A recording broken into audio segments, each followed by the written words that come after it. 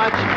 Thank you, and welcome to Quick as a Flash. We're terribly happy to have all of you with us right now. You know, Quick as a Flash is the game in which 4 contestants test the speed of their reaction. 2 of them are celebrities, people I know that you know all about, people that you're familiar with, and 2 others who have been chosen from right here in our studio audience at the International Theater in New York. Now, suppose we meet them. May we say first hello to our number 1 panelist seated on your left as you look down there, star of motion pictures, Mr. Boris Karloff. Welcome to Quick as a Flash.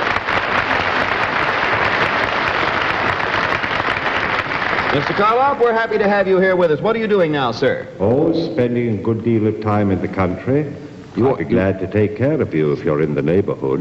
I certainly want you to know that I'll go along with that, Mr. Karloff. And another young lady we want you to meet, well, from our studio audience, we have a young lady to Mr. Karloff's left. It's Mrs. Margot Wood from Southern California. Welcome to Quick as a Flash.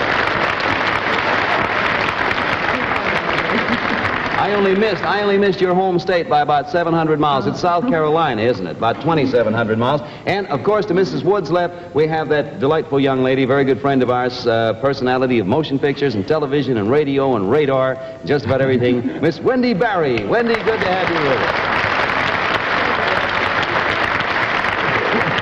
us. Wendy, what have you been doing lately? I can't tell you, William.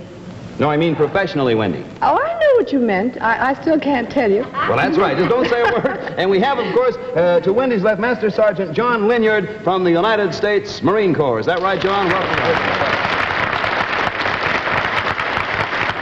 All right. Now, we're going to have Master Sergeant Linyard and Miss Wendy Barry work as one team. We are going to have Mrs. Wood and Mr. Boris Karloff work as another team. So they're paired off. We want you two to kick each other under the table on the shins or anything like that. Any prearranged signals, you can whisper back and forth. You can talk it up. You can even hold hands if you want, Sergeant Linyard. Mm-hmm. And Miss Wood, you may hold hands with Mr. Karloff. Isn't that nice? Something going on under that table bizarre. All right. Now, here's the way the entire program works. We're going to get right into it. Now, whenever one of our studio contestants wins a prize, they get an opportunity to keep the money. If either Mr. Karloff or Miss Barry wins for her team, of course, their teammate will be given the money, but they are going to see that their money goes to the Damon Runyon Cancer Fund. Thanks to Miss Barry and Mr. Karloff for that. That is correct. All right, suppose we get all ready. Remember, you're working as a team. Right now, we're going to see something I think you're all going to enjoy. It's our version of what might have taken place just before a very famous event. As soon as any of you think you know that event, you're going to interrupt by pressing on your high-frequency oscillator there. Mr. Karloff, sir, will you try it for us just so we can hear it?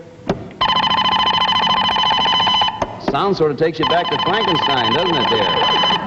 Last time again. I saw you play with a flash of lightning some time ago. It was a good picture, too. All right, now, the one who is first to get the correct answer wins a prize of $25. Our celebrities, of course, will have 1 chance in each race, and our person from the studio audience will each have 2 chances on each race. Now, let's give our home and studio audiences here a chance to get the correct answer, so they'll see how well our contestants do. Okay? Take a look at it. Now, one thing, our panelists cannot see this answer. It is being hidden from them completely. They have no way of knowing. So now, all of you, get set to act quick as a flash for $25 as soon as you recognize what event might have climaxed this dramatic scene.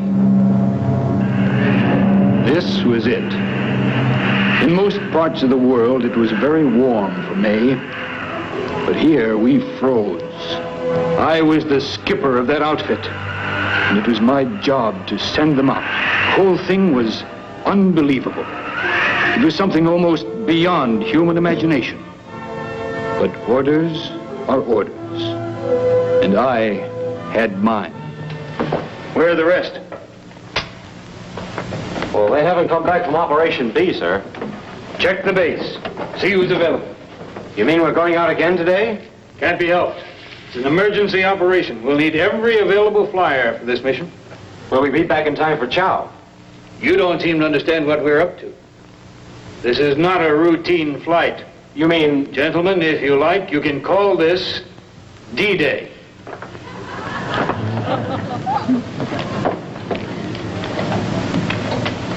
D? That's right. Naturally, we can't afford to have anything go wrong. There'll be 5 in the echelon. I'll assign takeoff positions later. Oh, here comes the flash of lightning. We're going to stop the action. It's Mr. Boris Karloff. What do you say, sir? What is your answer to this one, Mr. Karloff? They're talking in over there. Did you say 5 in the echelon? Yes, 5 was mentioned in the echelon. Well, I'd say it was the Normandy invasion, but 5, there'd be 500 or 5,000, wouldn't there? 5,000 of these? I don't quite think so. I assume, though, Mr. Karloff, there were a lot of flights that day, but I'm thinking in this particular case there were only 5. You see, there was a very low ceiling that day, and there was only room for 5. You understand? Now, Mr. No.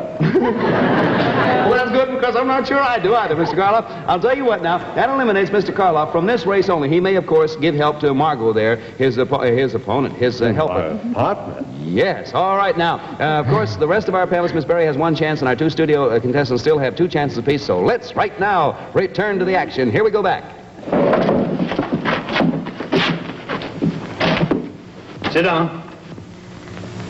Can you tell us our destination, sir? Not at the moment.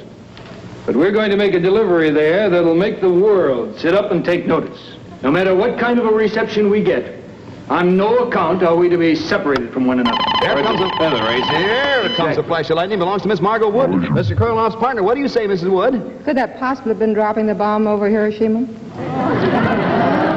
Well, it was sort of, the dropping the bomb poetically comes close. It was quite a bombshell, but it was not dropping the bomb over Hiroshima, Miss Wood. But that was an awfully good try. You still have 1 chance left in this game, so all of you get ready. Here we go. Let's return to the scene of the action, if we may. Each hour plus 5. Now, even if nothing goes wrong, there may have to be some changes made. Can we expect something in the way of opposition? I hope not. We're counting on the element of surprise. However, the foe will probably be waiting for us, although I don't think he expects us in such numbers. Before we get through, I expect to have them calling Mama. Now, I suggest that you follow this route until you come to this point. That's big country we're flying over, sir. From a bird's eye view, one place looks like another. There's no margin for error here. This mission is too hazardous. You can look in all the books, and you'll see there's never been anything like it before. We understand, sir. I'm sure I speak for all of us. There comes the flash of lightning. Belongs to our Master Marine Sergeant over there. What do you say, sir, is the answer to this one? Could it be the bombing of the Yalu River up in Manchuria? The bombing of the Yalu River? Yeah. In southern China, by the way you say it, I think. Manchuria. No, sir, that is not the answer we were looking for. Sorry, but you're still eligible. You have another try. And now all of us, let's return to where we were when we were interrupted. Conclusion of which, be ready to fly. And remember, I'm counting on all you birds to deliver those babies where they'll do the most good. Right here. Say, here comes old Yalu River Linyard again. What do you say, Master Sergeant Linyard? Could this have anything to do with the darn quintuplet? It could have everything. Good going.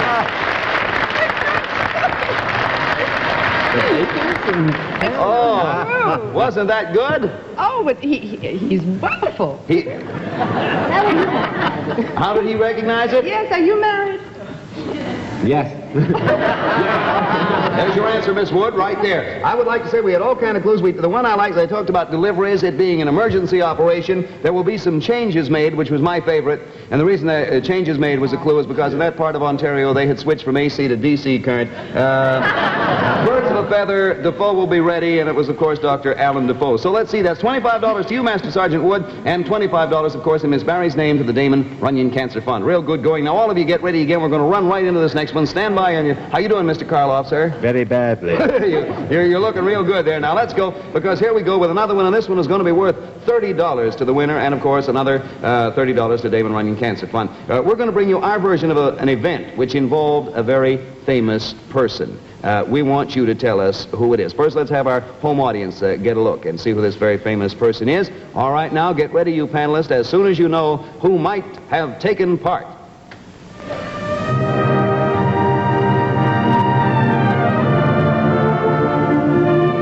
I was the last one it could happen to. Who'd ever have thought that one day the heat would be on me? Me who'd made it hot for so many others.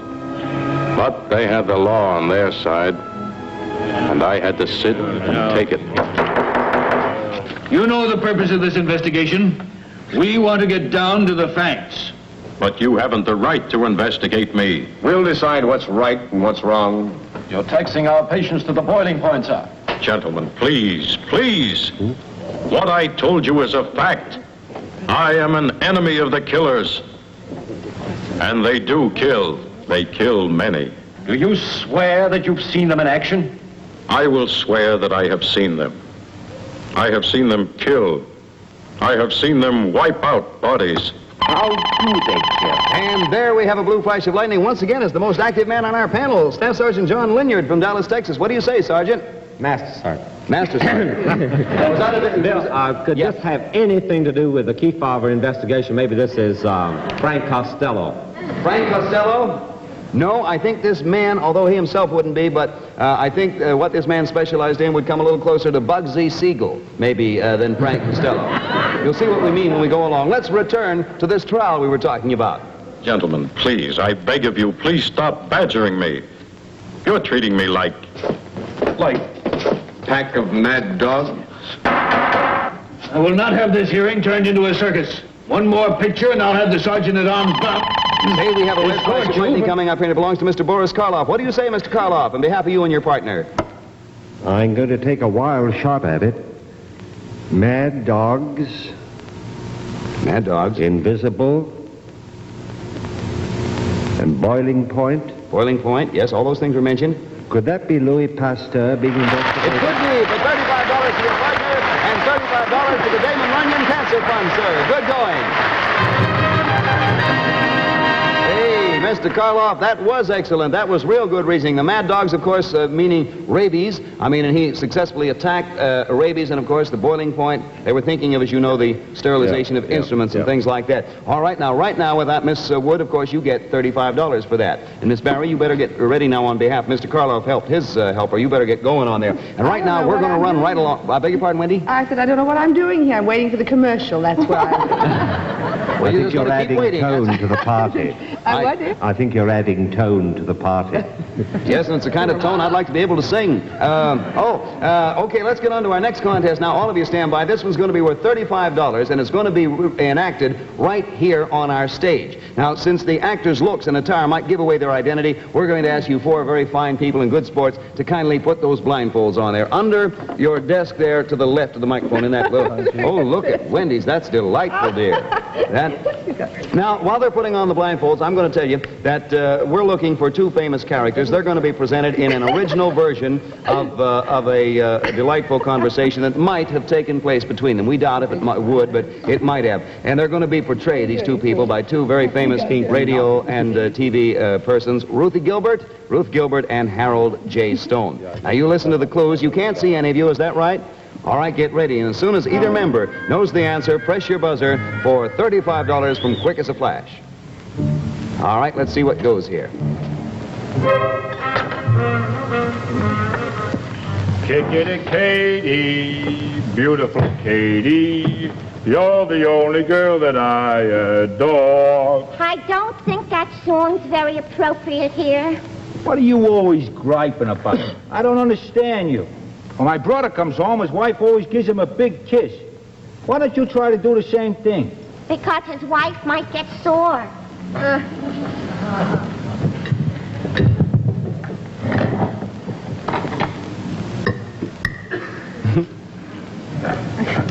how's business? How should it be? It's my business. Yeah, well, don't be so proud of it. You didn't work for it. Your father left it to you. How did you ever get to first base with me, the way you've been acting toward me lately? I remember when you were just crazy to marry me.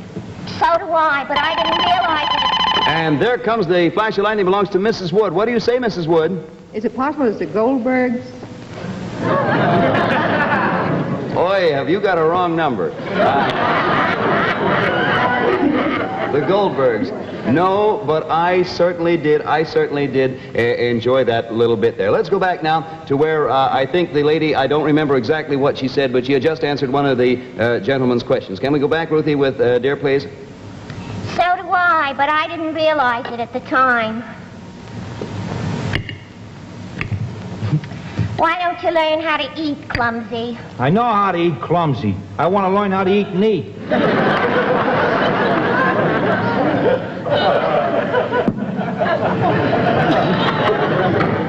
never used to complain about my cooking. I don't know what's happened to us, Hank. I've given you the best years of my life. Okay, there comes the flash of lightning belonging to our master sergeant. Yes, you got me doing that. What do you say, Johnny?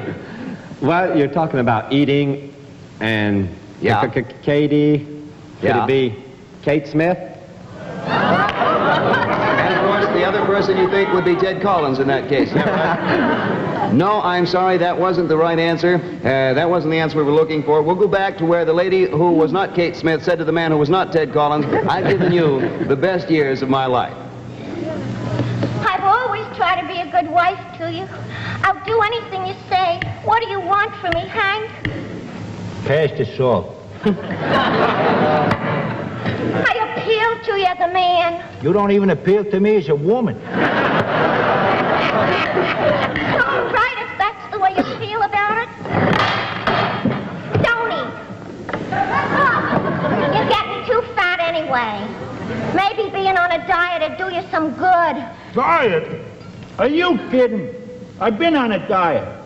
The last 2 weeks I lost 5 pounds. You didn't lose it. Look behind you.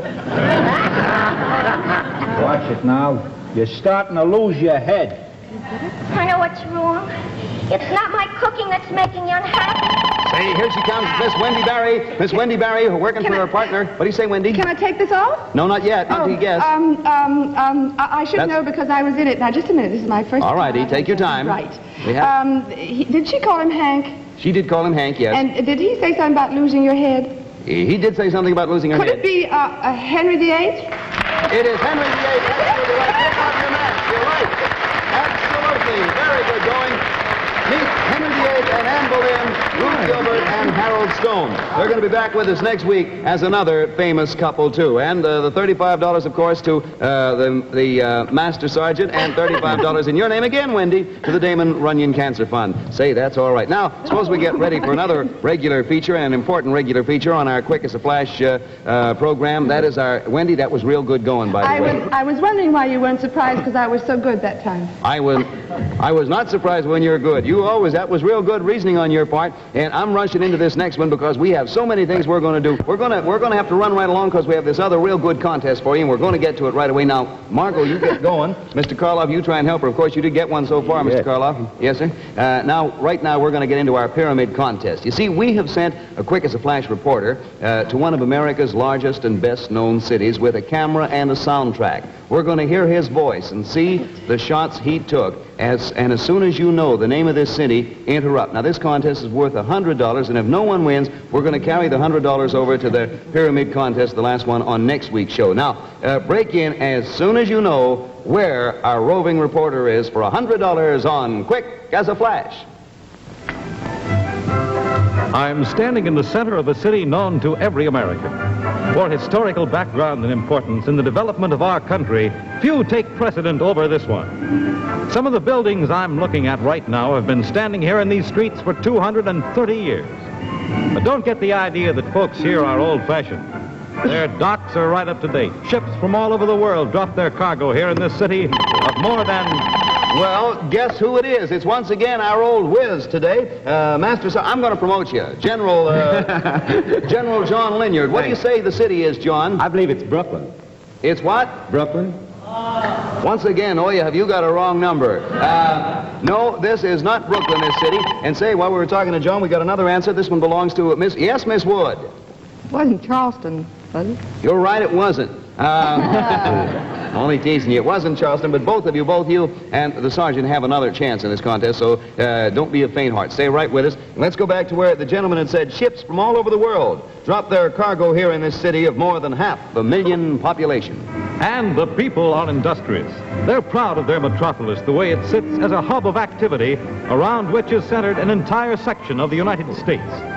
From this city to all parts of our country goes a steady flow of goods, things each and every one of us needs in our daily lives. Now let's get to history.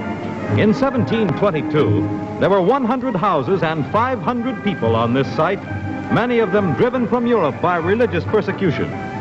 That day, a day in 1803 when it was joined in union with the rest of our country, will always be remembered with satisfaction by every inhabitant. 12 years later, those same inhabitants fought on every street in their city for their newfound country. The opposition, led by General Pakenham, almost broke through the inner defenses. But a ragged army, generaled by a man who later became President of the United States, valiantly held them off. And first we have the yellow flash of lightning. That belongs to Mrs. Margot Wood, and then Wendy's next. But Mrs. Wood, you're first. This is your last chance. New Orleans? Yes! Is absolutely right,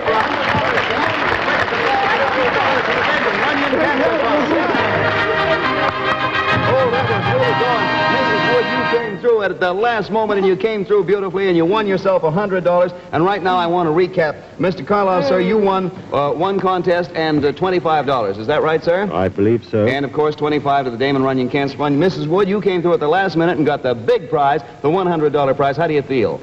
A little weak. Well, certainly don't look weak. And Wendy, you did a good job. You got yourself one. Is that correct? Did I, honey?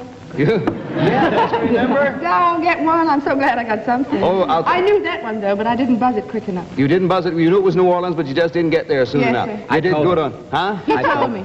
You did tell her? Mm-hmm. Say you two are getting along too well. Huh? I'm good to her. Yeah, I noticed that. I don't know why he needs any of us up here anyway. I'm going to be right over and help you out. Listen, so you were the champ. Actually, Master Sergeant, you won yourself 2 rounds. One for Wendy, one for Mrs. Wood, and one for Mr. Karloff. I want to thank all of you, especially you, Wendy Barry, and you, Boris Karloff, for being with us tonight. It was awfully swell. And that just about winds us up for tonight. So until next week at the same time, when we want all of you to be back with us, this is Bill Cullen saying thanks for watching and keep your minds working quick as a flash. Good night, everybody, and thanks, panel, for being with us. Good night. Be with us again when we'll bring you more comedy, drama, another Eddie Quick mystery, and a pyramid visit to another famous city. All on Quick as a Flash is a Procter & Lewis production directed by Edgar G. Kahn. The technical director was Hino Rip, with settings by Trio Design.